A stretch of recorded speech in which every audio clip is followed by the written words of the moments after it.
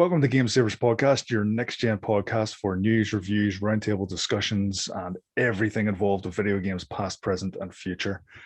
Recently, we had a long discussion about Resident Evil Village. We are back to talk about that game, but this time with full spoilers. So if you're still planning to play that game and you haven't watched it yet, I would advise not watching much more of this podcast. We're going to talk about all the storyline right up to the very end. We're going to talk about major plot points, major gaming sections of the game as well. So this is your one and only warning. Be warned. Spoiler alert. Spoiler alert. I'm joined today by Alex. Alex is back, as he always is every week. Our hey guys, great co-host. How's things, Alex? Yeah, pretty good so far. Busy week, but also finished Resident Evil up a couple more times. So yeah, I think I'm well equipped for today. I think the last time I spoke to you had finished it 5 times. Yeah, I'm at 8 times now. 8? What? Okay, crazy. have you platinumed it yet? No, not yet. I have to play Mercenaries to platinum it. And I fucking hate Mercenaries. That's maybe something we'll talk about in a bit then. Yeah. And Ken, welcome back to the podcast. How's things? Thanks for having me back. Yeah, pretty much the same, quite busy. Unfortunately, I haven't been as into Resident Evil Village as Alex has.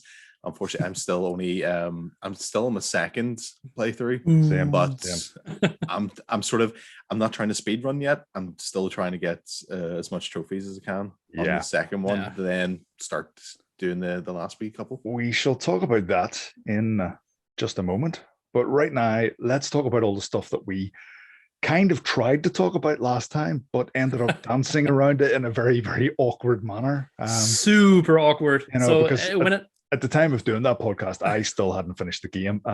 I was about 3/4 of the way through it. I think, Alex, you thought I was about a quarter of the way through it. Yeah, because you said you said, oh, let's just talk about up to Lady Dimitrescu's castle. So I thought, okay, this is how far you are in the game. When you said something about, or I'm 3/4 into the game, I'm like, no, you're actually pretty much the beginning.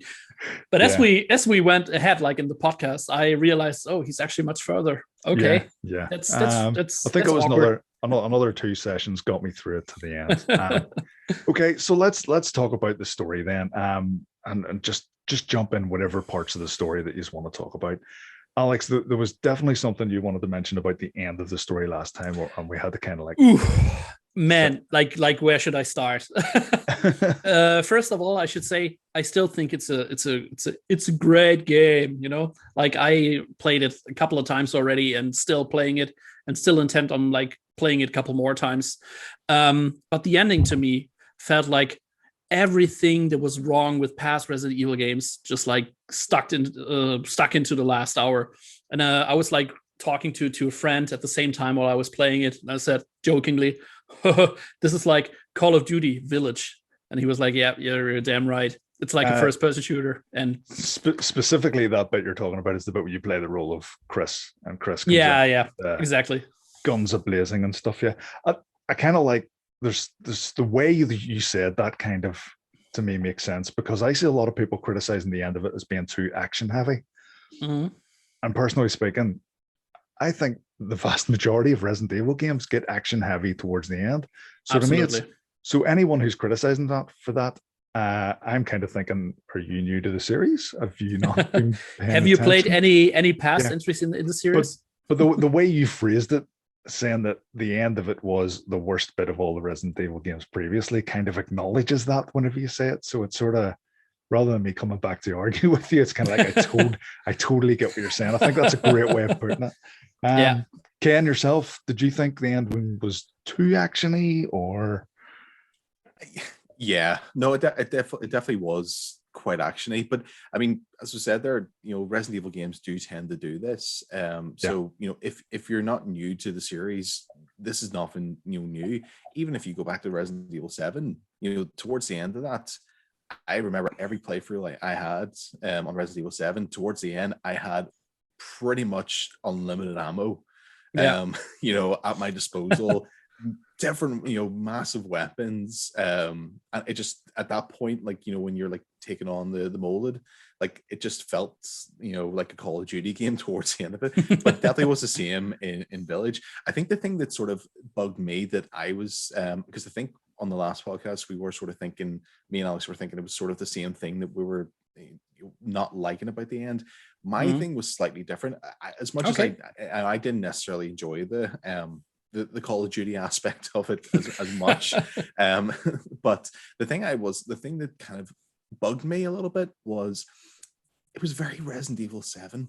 And I was expecting a brand new game.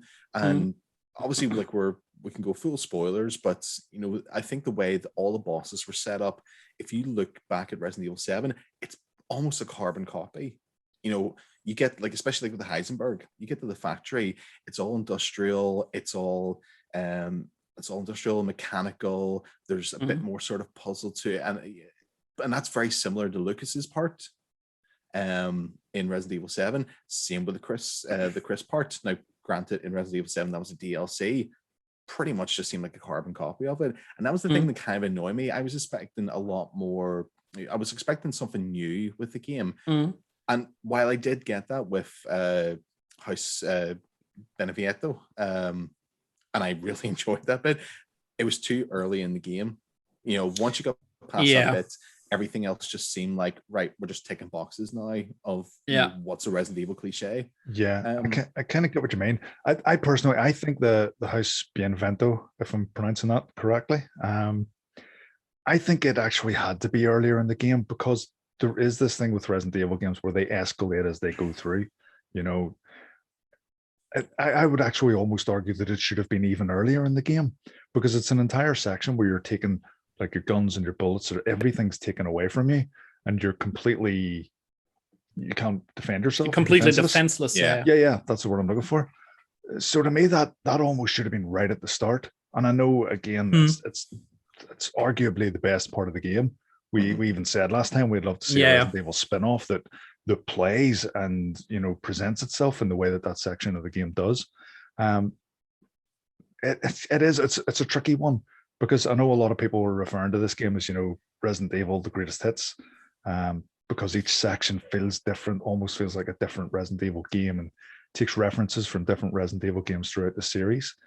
So how do you put that in order? I think it's an awkward one. Yeah, I think it's actually really tough, like putting all the different bosses into different areas in order. At least in my opinion, I didn't think it came too soon or too late. I think it was actually rightfully placed in the story, but just the whole House Beneviento was just like not long enough. I would have wished for this to go on like a couple of hours actually. And I think I said it the last time, and I'm just gonna say it again. This to me felt like House Beneviento is like right now my favorite Silent Hill game. I get that. I can absolutely get what you're saying. It's an odd one. I mean, if they did come back with another Resident Evil game with no weapons, no combat, I don't know how well that would be received. I mean, it is the biggest criticism. The biggest criticism I'm reading is exactly what we're saying, and I don't think it's necessarily a criticism of Resident Evil per se, but a lot of people are saying too much combat, too actiony, too fast paced in certain points. But at the same time, I can't help but think those same people, if you gave them a game without shotguns, without magnums, without grenade launchers, they wouldn't buy it. They wouldn't play it. They're going to sit there going, "What's this? Yeah. What's this?" I mean, a perfect example of that is Alien Isolation. By all means, a fantastic game, reviewed really, really well, but didn't sell as well as it arguably should have. And definitely.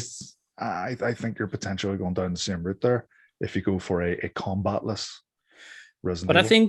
But I think Alien Isolation didn't sell that well because of different reasons. Not because it doesn't have. This is a big one, definitely, and also the last couple movies weren't that great, even though I still enjoyed them somewhat. But I think the biggest turnoff for people was it was too scary. And I mean, Alien Isolation, I tried to play it like a couple of months ago, and I was like, like this is really uneasy for me to get this back to Resident Evil and Resident Evil 7 and Resident Evil 8. I know a lot of people who played Resident Evil 7 but didn't finish it because they thought it was too scary. And I think this is also something that Capcom actually acknowledged. That's why they toned it down so much. For someone like me, that's a little bit of a bummer because I like games like this, but I get it that like the vast majority doesn't take too kindly on this. And just look at the sales numbers. Like Resident Evil 8 already surpassed Resident Evil 7 in total sales. This is mad. Yeah. It's impressive. I've always had this idea that like sometimes a game does well based on its predecessor. You know, so if there's a really, really crappy Call of Duty, it will probably sell really well. But it's the next one. You know, because of that bad one, people lose faith, and it's whenever the next one comes around that they kind of go, I don't know, I might give this a miss this time because the last one wasn't very good. So the fact that Resident Evil 7, in my mind anyway, and you know, it was critically acclaimed, fantastic game. So it gives people that confidence, and they go into next game's coming up. I'm in. I'm going to buy it.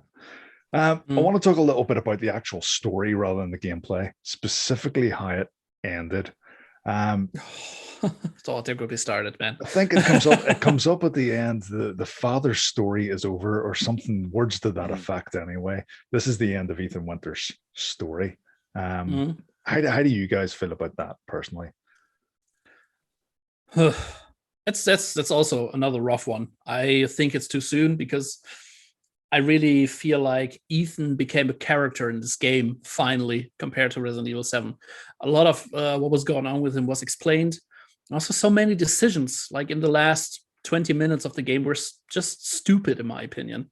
Like, come on, it's a Resident Evil game. There's some stupid stuff, like always at the end, but this took the cake. This is like, oh, Ethan is dead. Oh yeah, he was killed. Oh no, he's alive again because he was already dead like a couple of years ago. Now he's running around and you're fighting the last boss. And then, oh no, you know what? I'm just gonna stay here and commit suicide so my child can live. And I'm like, really? I have to confess, no matter what happens in a Resident Evil story, I'm kind of just happy to roll with it because I think there's been so much. They're not well written stories. They're not. You know, no. I love Resident Evil with all my heart and soul. I think they're absolutely great games. I love the franchise. I love the lore. I love the backstory. But they aren't well written. Like there is so much wrong with them, and you could tear them apart and dissect them until the cows come home. But I think you're kind of missing the point if you do that. It's just not. I remember in Star Wars, this is slightly going off topic, but they were filming the first Star Wars movie, and they're in the trash compactor. And the next scene, they're filming the next scene, and Mark Hamill turns around to Harrison Ford and says, "Hold on a minute, we were just in the trash compactor. My hair should be wet." Let me do the Harrison Ford because I know what you're about to say. And Harrison Ford says, "Man, kid, if they're looking at your hair, we're in big trouble." He just turns around to him and he says, "This ain't that kind of film, kid." You know? And to me, I take the exact same attitude with Resident Evil. You know, they can go as crazy and as bonkers as they want. I mean, there was one part of it. The one part that I kind of actually did struggle a little bit with was Heisenberg's factory. I spent the vast majority of that just sitting there going, fucking cyborgs? Really? Cyborgs in Resident Evil? And then I'm kind of like, you know, yeah, I am taking a little bit back with this. I do think it's maybe a step too far for Resident Evil. And then I just kind of think to myself, roll with it. Just roll with it. Because it's Resident Evil, you know? We've had zombies, we've had mutants, we've had, up to this point, vampires and werewolves and God knows what else. I can mold creatures and everything, you know. Cyborgs, why not? Throw it into the mix. Who cares? Go for it. Yeah. Although I didn't like that they did look almost identical to the Borg from Star Trek. I think they could have tweaked the design just a little bit, you know. I think the monster designs are actually almost one-to-one elevated from some horror movie. I just saw this on Twitter. Like the director of the movie was like, "Hey, thanks Capcom for using my monster designs. I appreciate that you like them so much that you copy them like one to one." The propeller blade monster is apparently being lifted from a movie as well. That was a direct ripoff. There was one wee thing you guys told me. You said make sure you read every single file. What was I think I know what you were referencing, but what was it? So whenever you're playing, yes, when you're playing as Chris, did you get the Miranda's lab? Yes, I did. Yep. Okay. And did you read everything in that room? Yeah. So it's the Yeah. Oswald E. Spencer reference. Yeah, that was the thing I quite liked about the story, in the fact that with Resident Evil 7, it seemed so far removed from like the Raccoon City days and all like that. But then there was those little like Easter eggs that had in, you know, that sort of tried to tie it in, like the house being designed, you know, the Baker house being designed by Oswald. And I liked how they basically tied it all together with Resident Evil Village. In the fact that, you know, the Umbrella logo has came from the Village. That's its origin. That was very cool. Yeah, I like, to me, like Village, although it's the 8th game in the title series, like it seems like it's almost like a prequel. You know, this is what's set up. Like so it's kind of like went back into a prequel of like, you know, this is how Resident Evil got to where it is. That's something I really enjoyed. But to sort of touch on what you were talking about earlier there, I've actually just lost my train of thought. I'll just pick up on the point you were talking about there. That little document that you find, it basically explains that Oswald E. Spencer was friends with, well, maybe friends isn't the right word, but at least acquaintances with the big bad of Resident Evil Village, whose name I forget, Mother Miranda. Lady Miranda. Yeah. Oh yeah, Mother Miranda. Yeah. So the actual mold that comes from the magnesite underneath megamycete underneath the Village, that's actually the source of the T-virus. It was something that came from that, went to Oswald E. Spencer, and that's the T-virus. And as you say, because of that, it's kind of set up as a prequel. To me, the way in which they done it, it was just a file. And to me, it came across almost as like fan service rather than world building or lore building. I think they could have leaned into that a little bit more if they really believed in that. I'd like to have seen a cutscene. I'd like to have seen Oswald E. Spencer on screen, you know, with Mother Miranda, and I would like them to have fleshed that out.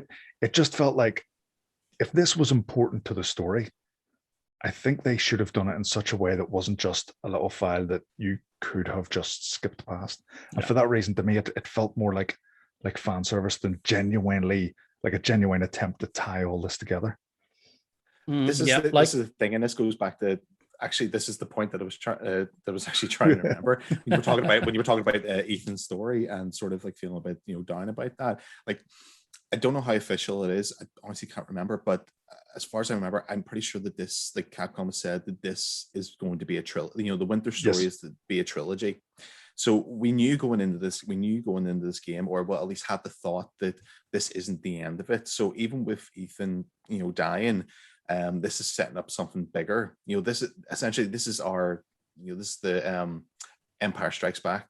And you were going to make that comparison. Yeah, I had to. But this, you know, this is Resident Evil's Empire. You know, which I think sort of, this is, to me, the letter is almost like it's setting up the plot of Resident Evil 9. You know, obviously, and the thing is as well, like, although it said, you know, the father's story is ended, I don't think we've seen the last of Ethan. I honestly think that Resident Evil 9 is going to center a lot more around Rose. But Ethan, I still think, is going to be a big player, because the thing is, there's so much mystery about the guy that you can't just leave it like that. Look, I actually have a theory about that. I just finished the game again like an hour ago, so I just saw the last cutscene again, and there were like a couple of things, or maybe a couple of things that I would like to talk about before, and then I would like to point out about the last cutscene. I know someone that just like hacked into with a camera mod into the last cutscene, and you can actually see that it is like Ethan's model, like his body, or like walking down the street when Rose is like driving away with the car, and everyone was like, yeah, this is probably just like a placeholder. And I was like, yeah, I could see that, just like putting some one random person in there. But now, having this in mind, when I finished the game today, I watched closely. When the car starts driving, there is no one on the road. Then the car like gets smaller and smaller, and suddenly there is a person on the road. The car stops, the person stops. So I think this is actually really setting something up about Ethan, because they wouldn't do that otherwise. Yeah, I agree with you. If they've used the character model of Ethan, I don't think it's not Ethan. I know that's a double negative. I'll rephrase that. They used the character model of Ethan. I believe it is Ethan. There's loads of other character models they could have used. There's random villagers and stuff they could happily have used if they just wanted a silhouette there. Hell, they could have used just a 2D JPEG and slapped it on there. I genuinely believe it is Ethan. I think that's what they were getting at. One thing I'm really curious about is if we get this next game and it is just that ending set up the next thing. And let's be honest, that doesn't always happen. Sometimes we've seen movies that have set up things to happen in the next one and then nothing transpires. Or even Resident Evil games themselves. Absolutely. But if they do go down this line and it is Rose as being the main character and Ethan's back, that's what age do we reckon Rose was? 14, 15 years old? That's something like this. That's a 15-year jump in the timeline, at least, or around about that.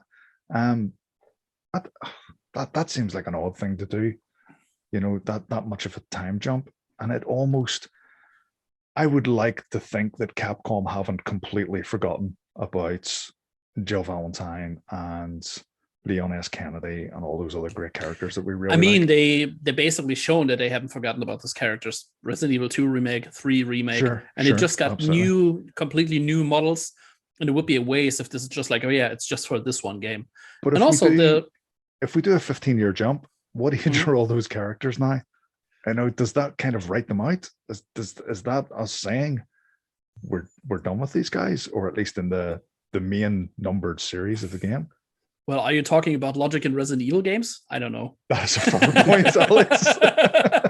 Well, the thing is, Capcom can always go down the route. If there's a 15-year gap, you can always go down the route of doing, Revelations 3 and Revelations 4, and that's where you could easily fit in, the characters of Leon and Jill. I mean, we've seen it with Revelations 2 and Claire Redfield making the return to the series in that game, and Barry as well. So you could easily fit it into that, and it would add to the lore, because that's essentially what those games were there for. They were spin-off titles to basically add extra backstory to what was all going on, especially in the gaps between Resident Evil 5 and Resident Evil 6. Yeah, I thought one of the things about the Revelation series is there seems to be a perception that, how do I put this? They're just not as important, not as good, not as worth playing. They don't seem to get the attention that a mainstream Resident Evil game would get. And I think that's kind of a concern, that the things I'm wanting out of Resident Evil or to kind of, be brought back are going to be relegated to this spin-off series. But I think it goes that goes with any big title. Like if you once again, if we go back to Star Wars, you have your main saga, but then you have your side movies of like Rogue One and the Han Solo story. You've also got your TV shows of Rebels, Clone Wars. And the thing is, they're not going to get as much attention as the main movies. True. How many people? But they're still important to overall continuity. Yeah. And I think. Yeah, and I really think this is what they're doing with the spin-off games. Yeah, I get what you're saying. Revelations 1 and 2 didn't get that much attention, but they're still actually important to the whole lore and to the overall lore. And to people like us, I think all three of us were pretty deep into Resident Evil. We're gonna check it out, and we're not the only people. There are a lot of diehard Resident Evil fans out there, and it will sell well. Yeah. Let's talk about replaying the game then, because as we say, Alex, 8 times, myself and Ken on a second run through. I started my second run through, and one session of it I got as far as the House Benevento, back to the village, and then this time I knew what to do with the grave. I didn't do this last time. If you go back to the grave, there's a bit of broken grave you can find in the village. You bring it back and set it, and you get a little treasure. Didn't realize there's actually a mini boss waiting there as well for you if you go back and do that. So that was a little bit interesting. But my favorite thing about Resident Evil, even through the action sequences or the faster sequences, is the tension, the horror, and the suspense. That is what I love about Resident Evil. Man, then you're playing the wrong Resident Evil game.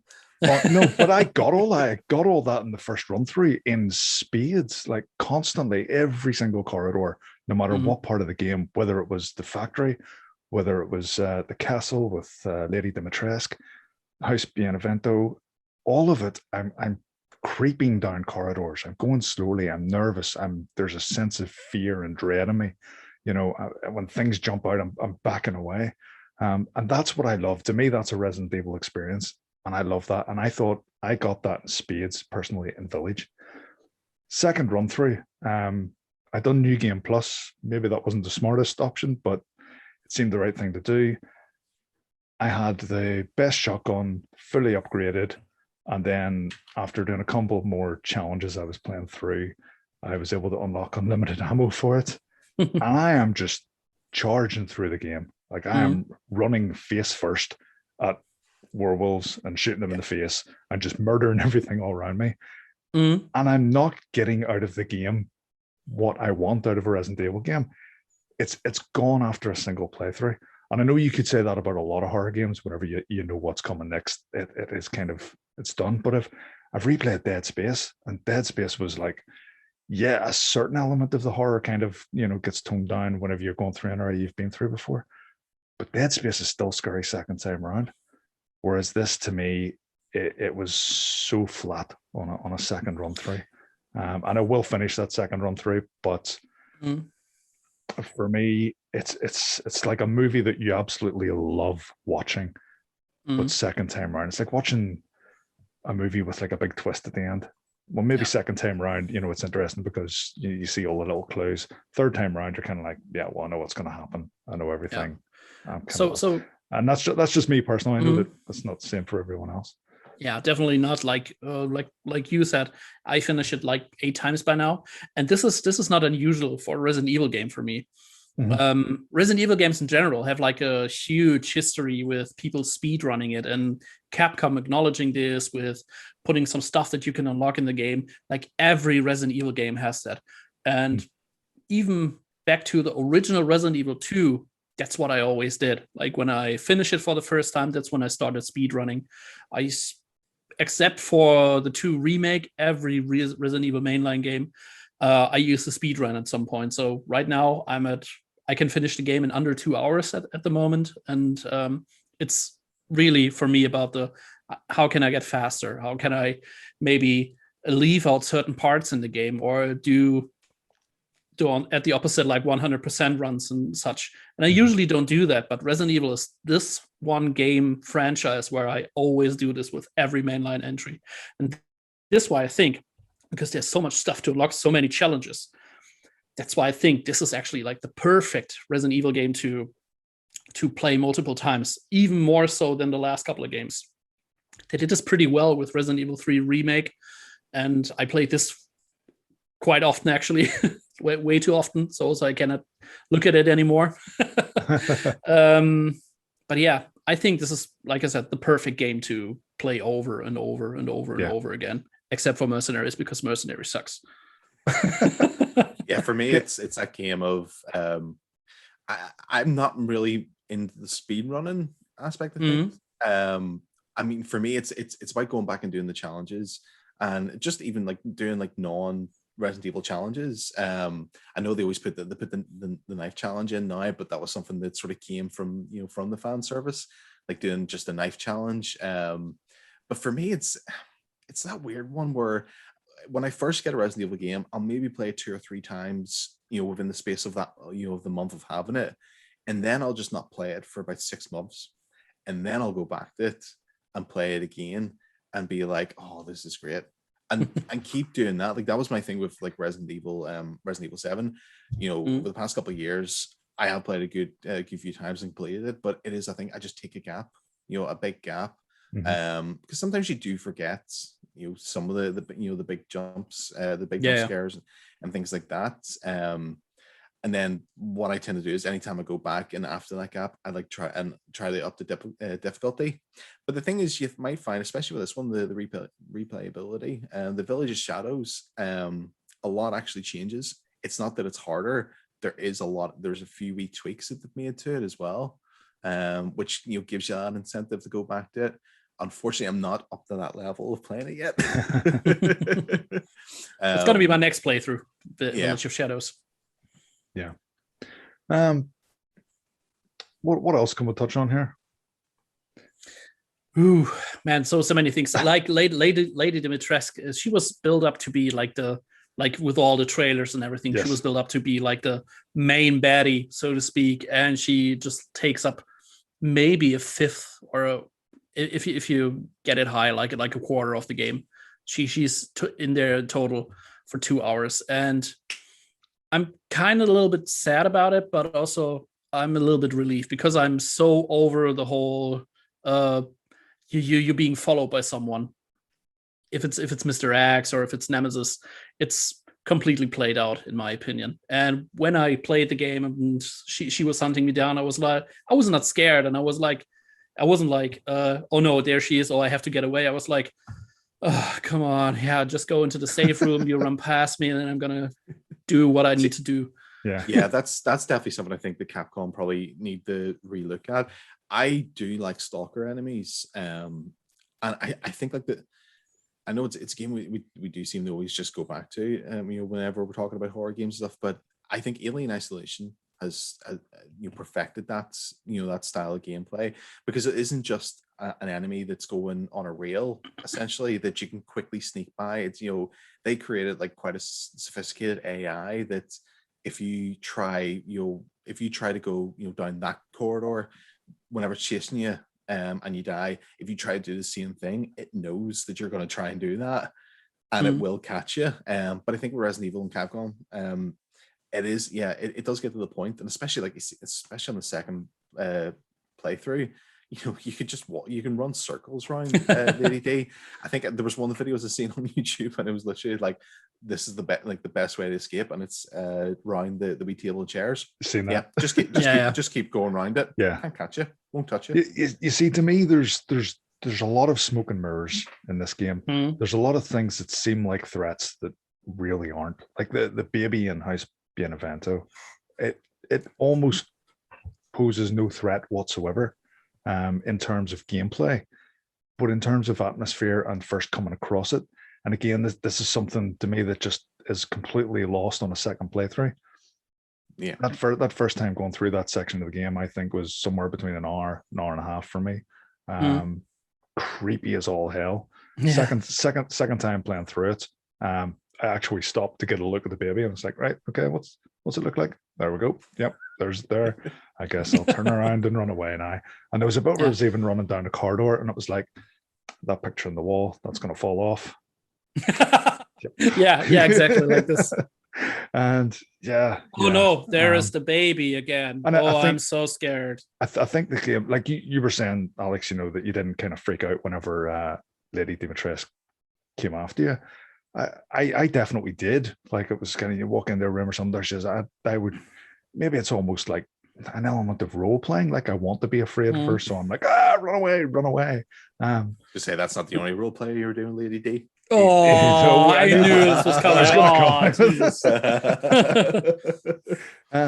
But to me, that part of the game, there's a loop around the house you can go through. Yeah. And anytime I seen her, I just went the other way and back around the loop, and it seemed very, very easy to avoid. So to me, again, not much of a threat there. It was way harder to avoid Mr. X in the Resident Evil 2 remake, I think, because it didn't feel as much as on rails. While Lady Dimitrescu, they were random encounters in Resident Evil 2. Is that right? They were totally random. Yeah, the other thing, and again, this is something I didn't really particularly notice until second playthrough. Like, if you go through the older Resident Evil games, to me, Castle Dimitrescu was basically a mansion, under a different guise. All the mansions in the previous games, they're filled out. Like, if you look at that map, every room locks into shape with every room. It completely uses up all the space of whatever building it is you're in. Castle Dimitrescu didn't. Like it felt fine on the first playthrough, but on the second one, I was realizing there isn't actually that much to here. There's like a loop there, and a loop there, and it doesn't fill in. It doesn't feel like a real building the way you know Spencer Mansion or the likes would have in previous games. And I think that's, if there's another Resident Evil game, and I know some people are going, you can't just have another mansion. You know, how many mansions have you had? I disagree. That's a good point, actually. I don't think you can have a Resident Evil game without a mansion or something akin to it, you know, because I don't know, it's just so. What about Resident Evil 5 and 6? Again, not mansions, but you know, the house in, oh sorry, I was thinking 7 there. You know, the house in 7 is huge. That's like the dimension of the game. But yeah, I was thinking 5 and 6 are like way more linear, if memory serves me right. I think 5 actually plays out in a chapter basis, similar to 4. You know, although 4 I think did have a little bit more backtracking. But yeah, I love exploring that house. I kind of miss. There was a point in time where I would have said Resident Evil can't keep doing this house with 4 keys idea. But I think I've kind of got to the point where I really miss that. You know, I think look, on a was well implemented in RE7. Look, on a completely different matter. Just imagine you would be working at Umbrella Corp, would be stationed like in the Spencer Mansion. Hey man, hey Tim, we have like a meeting like at 3:30 in the lab. Can you get the 3 keys and the gem to get down there, and don't forget the ribbons. And then just like putting in a complaint box. Man, it's way too hard to get into the lab. I'm always late for meetings. I think if memory serves me right, there is one of the Resident Evil games where they try to kind of give a reason why basically the Spencer Mansions were puzzles. Like he had an obsession with puzzles and iconography and all that sort of stuff. Yeah. Like just to close this off, I think Ethan has made like an excellent point in Resident Evil 7. Like when you open up like with the shadow thing, like the first wall that opens, he's like, who builds this shit?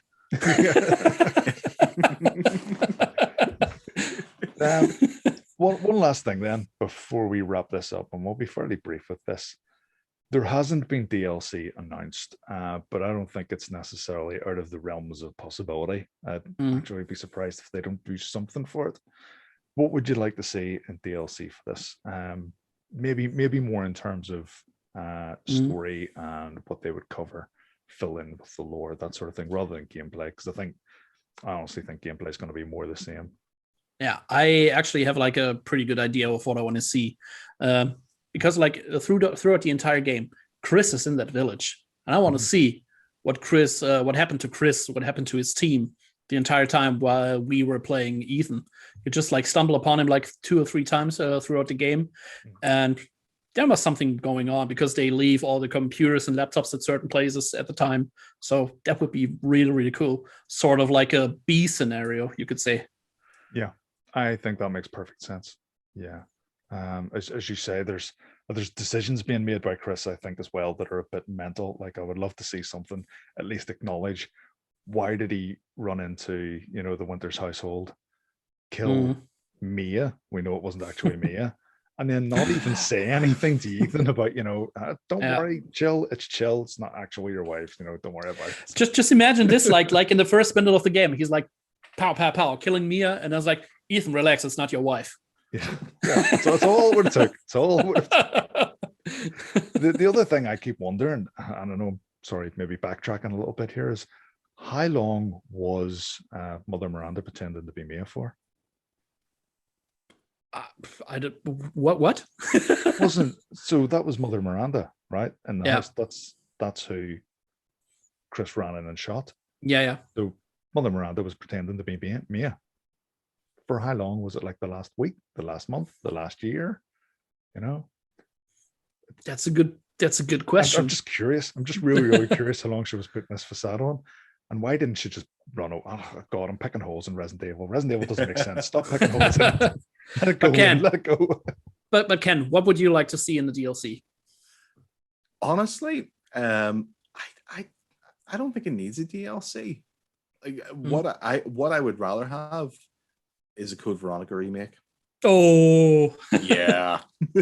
Well, no, you're like I mean, absolutely like right. I do quite like that idea of what you're saying about the Chris's side and like the scenario B. I think that would be pretty cool. Never thought about that, and I kind of want that now. But no, like in terms of like a DLC, I think the game is complete enough that I'm satisfied, and I want to see the next remake now. Well, actually, Code Veronica or Outbreak, especially now with online gaming, Outbreak would be a fantastic game to reboot. Outbreak would make so much sense nowadays, right? Yeah. Yeah. 100%. Because that was the whole thing with it. It was, playing with your friends online, but in a Resident Evil game, and it's not a bloody PvP and Fortnite clone and all like that. Like an actual like you have to solve puzzles together, and it's not that bloody co-op play of Resident Evil 5. An actual old school Resident Evil game that you're playing with your friends and you have to survive together. Like that would be that's cool. what I want. Yeah. But no, in terms of DLC, like I said, I'm quite happy with the game as it is. I'm probably I'm quite satisfied. I think for me, there's that big jump in the timeline between the end of the story and whenever we catch up with Rose, whenever she's grown up a little bit. But right at the end, it shows you. I think Chris says something along the lines of taking the sample of the mold source thing to the Megamycete to BSAA headquarters, and I'd like to see kind of how that played out. I wouldn't mind seeing Chris taking it back to headquarters in a more. One thing I always liked about the Resident Evil games is they started off in like really dark, horrible locations, and so many of them end up in a lab. And there was no lab at the end of RE8. So give me my nice, clean, clinical looking lab for the Resident Evil experience. And basically that, an Outbreak in BSAA headquarters, I think would be a bit of fun. Yeah, that's actually really missing. But Resident Evil 7 also didn't have like a nice clean lab at the end. So maybe maybe that's just like a thing for the first person Resident Evil games. I think it was probably a reaction to criticism of why do these games always end up in a lab, because it's cool. That's why. Yeah, it is. Yeah, but I think that's it in a nutshell. That is our reaction to Resident Evil Village and our discussion without being hankered by not being allowed to talk about spoilers and whatnot. So, although one last point for me, did anyone else hear the Easter egg during the Heisenberg fight? That boulder punching asshole. Yeah, that's right. Yeah. Man, like when this happened, I had to pause the game. I was laughing so hard. Yeah. Seriously, I couldn't believe that he said it. That they basically really acknowledging this. Yeah. This is mad. But how did he know? Well, that's a mystery for the next game. Woo. It's another plot hole. Doesn't make sense. Oh my god. We're going to wrap it up there anyway. Thanks for listening to Game Savers podcast. We've had a blast. We always do. Again, Tony wasn't able to join us this week. Tony's not well, but one day he will be back, and we can't wait for that day because we miss you, Tony. Yeah, we miss you. We miss you a lot. Thank you very much for listening. Please check us out on all the socials, on facebook.com, on Instagram. If you search for Game Savers podcast, you will find us there. We're trying to be a little bit more active there and drawing as much of a crowd. And don't forget the real life ways to share things as well. Tell your friends about Game Savers podcast if you like the podcast. We just need a few more listeners, a few bit more feedback, and we'll be happy bunnies. But we'll leave it there. Catch up with us next week, whenever we'll be talking about the exceptional game that is Batman Arkham Asylum. Oh, and I almost forgot, but don't you forget to save your game.